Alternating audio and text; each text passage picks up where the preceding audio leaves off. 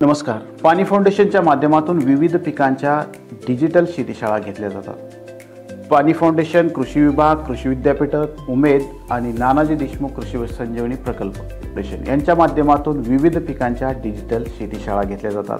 या डिजिटल शेतीशाळेमध्ये त्या पिकाच्या संदर्भातली सविस्तर अशी माहिती विद्यापीठाचे शास्त्रज्ञ देतात. कापूस पिकाच्या शेतीशाळेमध्ये सांगितलेली एक महत्त्वपूर्ण माहिती म्हणजे कापूस पिकाची लागवड करत असताना आपण कापूस पिकामध्ये अष्टसूत्रीचा वापर केला तर निश्चितपणे कापूस पिकामध्ये कापसाचं उत्पादन खर्च कमी करून कापसाची उत्पादकता आपण वाढवू शकतो. या डिजिटल शेतीशाळेमध्ये सांगितलेली अष्टसूत्री पुढील प्रमाणे. अष्टसूत्री क्रमांक 1, बीज प्रक्रिया. कापसाची लागवड करत असताना कापसाला बीज प्रक्रिया करणं अत्यंत गरजेचं आहे. दुसरी अष्टसूत्री सांगितली ती म्हणजे सरीवरंबा पद्धत. आपण कापूस जर सरीवरंब्यावरती लागवड केला तर त्याचा मोठ्या प्रमाणात फायदा होऊन कापसाची उत्पादकता वाढवण्यास मदत होते.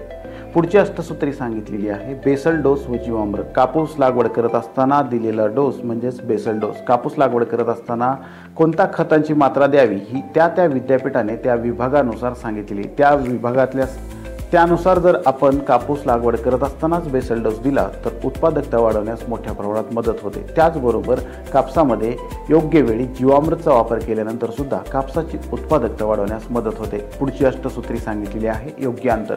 कापूस पिकामध्ये योग्य अंतराचं खूप महत्त्व या अष्टसूत्रीमध्ये सांगितलेलं आहे. कारण योग्य अंतरावरती जर कापूस पिकाची लागवड केली तर निश्चितपणे मोठ्या प्रमाणावर कापसाचं उत्पादन वाढू शकतं.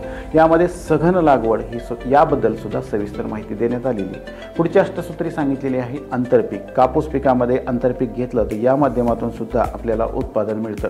पुढची अष्टसूत्री सांगितलेली आहे ठिबक सिंचन. कापूस पिकामध्ये जर आपण ठिबक सिंचनचा वापर केला तर उत्पादकता वाढवण्यास निश्चित मदत होते.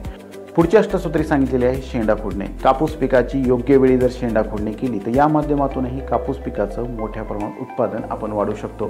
पुढची अष्टसूत्री सांगितलेली आहे ती म्हणजे एकात्मिक कीड व्यवस्थापन. कापूस पिकामध्ये जर आपण चिकट सापळे, कामगंध सापळे, पक्षी थांबे लावले, त्याचबरोबर दशपर्णीयार्क, नीमार्क फवारणे अशा कीटकनाशकांचा वापर केला तर निश्चितपणे कापसाची उत्पादकता वाढवण्यावर आपल्याला मोठ्या प्रमाणात फायदा होतो. या अष्टसूत्रींबद्दल सविस्तर अशी माहिती पाणी फाउंडेशनच्या डिजिटल शेतीशाळेमध्ये सांगितलेली आहे. पाणी फाउंडेशनच्या यूट्यूब चॅनलवरती या सर्व डिजिटल शेतीशाळा उपलब्ध आहेत.